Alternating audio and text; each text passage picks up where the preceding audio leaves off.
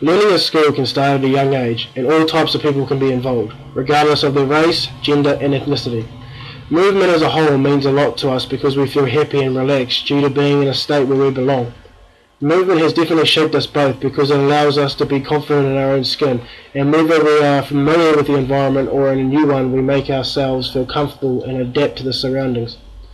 Rugby is a team sport which requires passion, communication, hard work and determination. Rugby means a lot to me and Joel because it's been in our family and blood for generations, and every game we play is for our family and our grandparents who have passed away since being involved in rugby.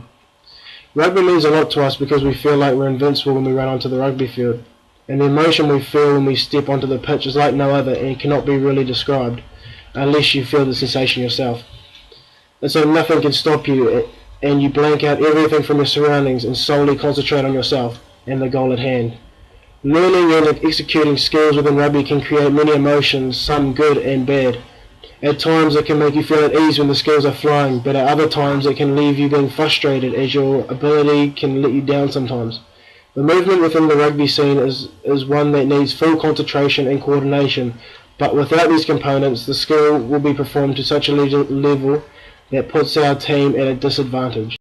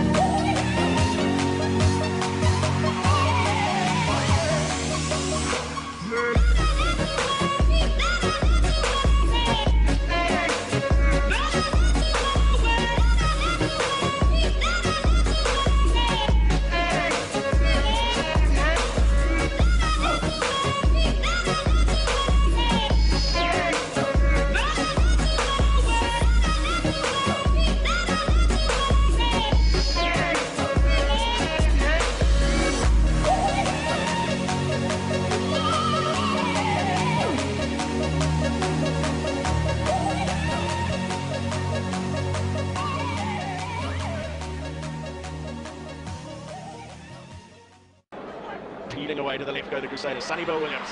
With the offload to Fruin. Brilliant rugby. They have devastated defences all over Super Rugby in 2011. These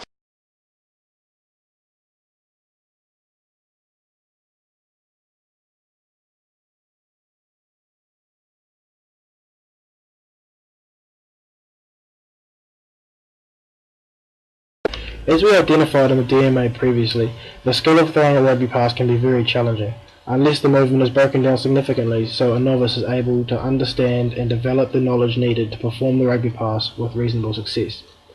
There are 3 stages of learning. The first is the cognitive stage, followed by the associative stage and the autonomous stage. The cognitive stage is where the learner has a chance to read deeper into the skill and understand the fundamentals.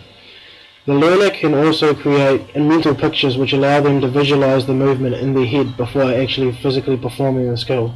Also, watching other athletes that have perfected the skill can help to improving the novice's ability in a certain area. The associative stage of learning is where the pedagogy allows the learner to perform and practice the skill over and over again, followed by positive and constructive feedback so the learner can understand how they are going wrong and what they can do to overcome this.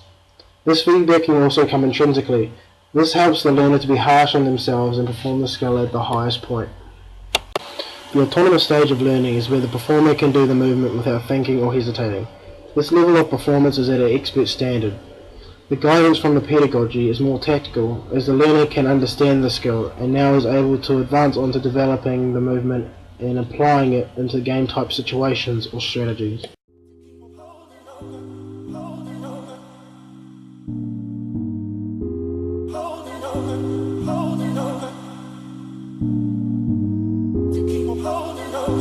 Holding on.